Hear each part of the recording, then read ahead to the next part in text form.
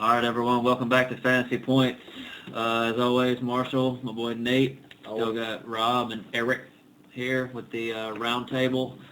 I guess this will be the last one tonight. Hopefully this is going to get some hype, get everybody listening. You know, anybody wants to be on the show, anytime, we'll bring you on. Just hit us up. I guess this one's sleepers and busts. You want to start with sleepers? Nate, you want to do your sleeper first? Sure, yeah, I'll jump right in. My sleeper right now is Eddie Lacy, your boy from Alabama. I'm kind of basing it off of when they had an actual stud running back. When Cedric Benson was in there, he was crucial. He averaged 50 yards a game with 20 yards receiving. I mean, you put that together, if he'd have done that for a whole season, he'd have had 1,100 yards total. I mean, that's really solid for a solid flex player. I mean, right now, his average ADP is, in like the 80s. If you can get somebody like that, that'd be a solid flex play. As a running back, that's crucial. I don't see the other. You don't think Jonathan Franklin? I don't see him as a threat. UCLA? Yeah, no? I mean, they're both coming out the same year, but I mean, I've seen, like you're right, I've seen Eddie Lacy play, and I'm sure in practice it's pretty crazy to watch because I'm sure the dudes are going at it. And I mean, when Green Bay's had a number one running back, they've always produced. I mean, it's been a while since they've had a 1,000-yard rusher. I think it's like Ryan Grant in like 2006 or something. Yeah. But I think Eddie Lacy is the first time they've had a solid running back to really carry the load all year. Yeah, and I'm just thinking that efficient offense, he doesn't need a lot of carries to be really good. So, I mean, if he gets 12, 15 carries a game and just get you some points and then, get some dump-offs as well, and then eventually he'll get in the end zone. That too, man, yeah. And so I think as a sleeper in your eighth, 9th round. I mean, how many touchdowns did, what's his name have for him? The fullback, the white guy last year. John Kuhn or something? Kuhn, how many touchdowns? I don't think many, but... Dude, if he got that many, I'm just saying. No, I mean, I'm with you on Lacy. I mean, that's not even really someone I was looking at. You, Rob, you want to do your sleeper next, man? Who you got? My sleeper is actually going to be Danny Woodhead. He's somebody that he's way down on the list, but definitely someone I definitely like to have in my flex position. He's someone that obviously the trouble is with Ryan Matthews. He's turning out to be more of a bust. As not just for last season and the year before that, but just in general, he's more or less garbage, and he's getting a major rapport with the quarterback over there, and they're putting him all over the field, and Rivers likes him a lot, and it's just there's a lot of reports coming out of their training camps saying that they're liking him to be that guy out of the backfield, like a Pierre Thomas or Darren Sproles or something like that kind of player. Yeah, I mean, I haven't heard much, like you said, from the training camp. I mean, yeah, Ryan Matthews, that's a Brent pick. Yeah. I mean, like, no knock on Brent, but I'm just saying that's one of those guys that even the fantasy guys, they get high on him every year, and never really panned out. I mean, yet has Matthews had a good fantasy season, like a full season? I wouldn't even say that. Full, and I mean, every year I've had him before. This is it. No, and I mean, I'm with you on Woodhead. I agree. I love the Woodhead pick. I think it's great. I think it's outstanding. And to go on the Darren Sproles argument, I mean, Sproles started out in San Diego, and when Phillip Rivers had him, he checked down to him all the time on third down. Good point, too. And yeah, now he's finally got a back that, a little quick dude coming out of the Ball backfield. like Sproles, yeah. I could see He the can report. catch, too. Yeah, I could see the report definitely clicking in. When he was at the Patriots. He's totally underrated. He was a Division II Player of the Year. I mean, that's huge. I mean, and as little as he is, I mean, he's the best player Division II. I mean, that's outstanding. Yeah, mine, sticking with the Patriots, my sleeper is Stephen Ridley. Nice. And like I said, I mean, I keep hearing people down on him, and I mean, I heard a number that said the Patriots ran it, like, third or fourth most in the league last year, and all we talk about is Tom Brady lost all his weapons. Yeah, they ain't got nothing to do. Well, what's not broke is Ridley. I mean, I had it. His touchdowns, he was like third in touchdowns. Had 12. Had as many touchdowns as AP last year. Had 12. I mean, and the Patriots, they run it a lot more than people think. I guess you just think Tom Brady, and you think they're just airing it out every game. But like I said, since all we talk about is them not having weapons, what do you fall back on? And Bill Belichick does it, and I've not heard anything about him being hurt. You know, I mean, and I didn't have him last year, but it seemed like he was always good for at least one touchdown. You know, and I didn't see in the rankings where he was, but I thought it was too low. You know, in the and, 20s.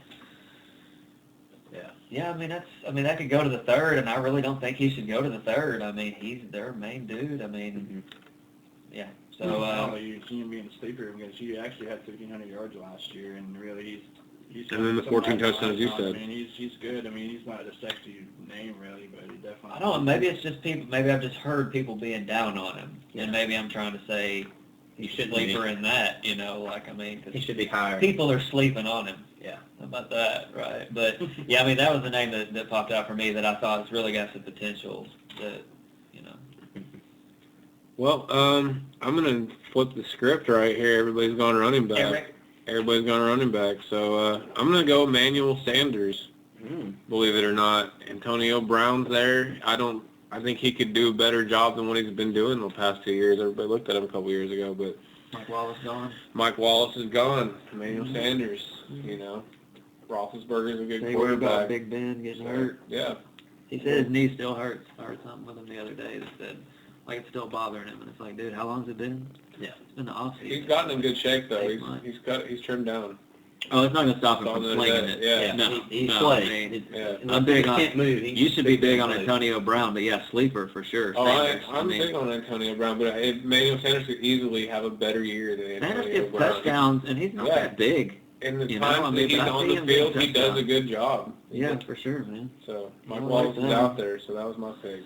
So what, bust? Nate, you want to start again, or you want me to flip the script? Yeah, I can start it off. Probably not going to be a pick people most aren't going to be happy with.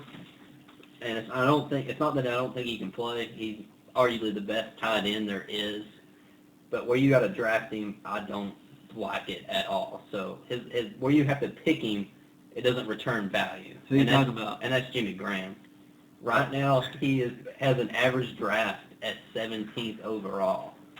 I don't care if you're the best tight end in the league. You do not deserve to be in the second round. Second I pick. mean, you think In our people- league, I was gonna say, you scoring- think in our league people are gonna jump for a tight end in the Yeah, I don't- second? I mean, I would think that he would sit maybe one In round. our league, I think he'll sit Maybe in one round. in If box. there's one auto pick, he goes. I mean, we're talking about waiting on quarterbacks. You know, we're gonna be taking running backs and receivers. I mean, I'm with you. I mean, you told me in the car on the way over here, and I was like, Jimmy Graham, huh? The person that scored the most in our league last year was Jason Witten. He's going in the 5th round right now. I mean, he set a record last year with catches. I mean, if you don't play PPR, I guess arguably I had the numbers. He had maybe you can make the argument for he had Jimmy Graham 100, that high. 110 receptions, Yeah. 1,039 yards, And Jimmy Graham didn't have which was most for both tight ends. didn't have either one of the. I mean, he wasn't. How many touchdowns? So you're saying, well, like Witten should be like 16, 17? No, I don't Jimmy say that at Graham. all. I'm saying no tight end should be that high. I got you. I mean, like you said, I think in our league, I it'll probably think- fit I think- anyway. I don't think any I other think for projection- another player that's going to be there, you could get your second running back, your first receiver, or whatever you're going to do in the second round. Don't waste the pick on your tight end. For sure. We're all champions here. I've never taken a tight end that early, ever. I didn't. Not Gronkowski last year or Jimmy Graham last year. I mean, And so, maybe people disagree, maybe they agree, but I think for what you have to pay to get a Jimmy Graham, it's not worth it. So, Yeah, for sure. I agree. So you got Rob, you're a bust. My bust is it was your boy from last year, Reggie Wayne. If you look at his numbers from last year, he had about over 100 receptions, 106 receptions, over like 1,300 yards. But you look at his first half of the season was lightning. In the second half of the season, he didn't even do a fourth of what he did the first half of the season. T.Y. Hilton started doing some stuff for them too. I think his age is starting to catch up with them, and they're starting to get their other receivers are starting to emerge a little bit there in Indy, and I don't think he's going. I don't think you can expect what he did last year. He was almost like a security blanket for Luck. Because, there's a lot of expectations for Luck. And now it's funny you say that because I wouldn't have picked that as mine, but I've thought about Reggie Wayne, and he did crazy numbers for me last year. Didn't nobody see that? It totally could have flopped. And Bruce Arians being gone. Me and Nate have talked about that. There's always one big receiver in his thing, like Mike Wallace, whoever before. And when he came, Reggie Wayne was that. I mean, he's in Arizona now, when we talk about Fitzgerald, but... him being gone, I mean, I know they all like Pagano, and I don't know who their new OC is, but He's from Stanford. He's Luck's former I coach. bet he's lame. He runs the West Coast system. But no, that's good, man. I kind of like Reggie Wayne. It's a bust, especially for where he's probably at, because after what he did last year, I'm sure he's high. Yeah. I definitely didn't consider him, but I think it was a great choice. For sure. That's how we do that. I don't see it. I'm not trying to nitpick, but He's gonna have a good year, but it's not gonna be as good as last year. How about you, rebut? all right, I'll rebut. I mean, he wants to argue the second half of the season. He never topped 100 yards in the second half of the season, but he still had 4 catches in week 13, 6 catches in week 14, week 15 he only had 3, and that was probably that's a week that could definitely kill you. The next week he turned around with 5 catches and 4 catches. In a PPR, I mean, those are 5 points, 4 points right out of the gate without even having to try.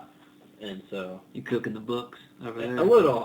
I don't. And I want to say he's like 40th overall. Maybe he's a little lower than that. Maybe you can't predict a 1,300-yard season again. But I think Luck and Reggie Wayne have a connection. He was targeted 195 times last year. I don't see it like going anywhere. Like, I mean, I think the connection will still be there. But with Hilton and them getting Hayward Bay too, I mean, I think Wayne's not going to be the focus that he was. I think he needs to be your number one. I had receiver, Hilton and him both. Whatever he returns will be Hilton profit. outproduced him 5 times last year, having both of them. And then you throw someone as fast as Hayward Bay, who, you know, Andrew Luck, you know, everyone keeps talking Andrew Luck. He keeps climbing every day. Brady goes down, Luck goes up. I don't know, Brady's still dropping. But anyway, is it bust? Yeah. Is it me or is You're it? up. Yeah, me. My bust is Percy Harvin. And Captain Obvious, you know, I mean, I'm kind of doing this because we've already taped a defense segment and a receiver segment where we were pretty high on both, and they haven't aired yet, and I don't want y'all to think I'm a dumbass whenever it does come out. So, bust, like, is it migraines? Is it, you know, I mean, I swear that dude missed 2 seasons for migraines. I mean, didn't he? I mean, like, and when it's like that, and every year the leg, I mean, he's explosive. I mean, that's why it was so big. Like, we talked about Seattle's defense, so huge. Like, they're projected. They got the Temple of Boom. They got all that. But then you figure in the return yards, bringing in a dude like Harvin, and now he's just having surgery, like not playing. My other bust was Pitta. Dennis Pitta. Yeah. Boom. They've been talking about him like, and I really think it does hurt Flacco and them because they kind of said he was the only thing they had left. So, like I said, Captain Obvious, I mean, obviously those are both busts. I was really having trouble finding someone, and I kept seeing Percy Harvin's name, and it was just like, they're going to be listening to that podcast. The fact that he's even still ranked in like the top 50 is mind-blowing. Like, I was looking at your personal rankings. I don't know about Yahoo, but you still got him at like 29, so. oh, it's just Talk about them updating. You need to update your files. But no, I mean, and you know, of course they got hurt, but it's a good, like we talked about it too. We're waiting later this year to pick, you know, and in years past we get so excited, the anticipation, and we draft early, and look, someone was totally going to take Harvin. Harvin, I mean, all the mocks I've had, they keep taking him in like the third and fourth, and then Pitta said I watched the NFL Network's one like the day before it happened, and he was in the top 5 of everyone. So, yeah.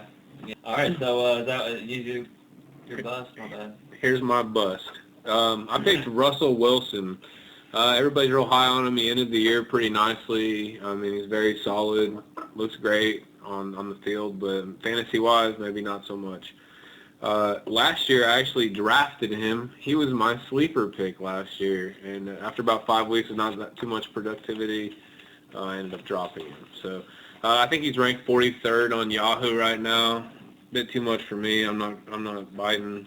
So that's my bust. He'll have a good year. He might also fall into the second-year slump. Said he was ahead of Matt Ryan. And yeah, he was ranked ahead of Matt Ryan. I didn't see the Brady, but also, I mean, it correlates with Marshall's bust of Percy Harvin. I mean, that's not going to help him any, for sure. Yeah, also, you know, the sleeper would be for that same team, you know, is Golden Tate, the same thing. I agree. He's going to be... You know, I've been happy to write him down for my sleeper. I thought about him. As long as he stays out of the Starbucks. Yeah. But, yeah, no, that's what's up. All right, well, thanks for listening, guys.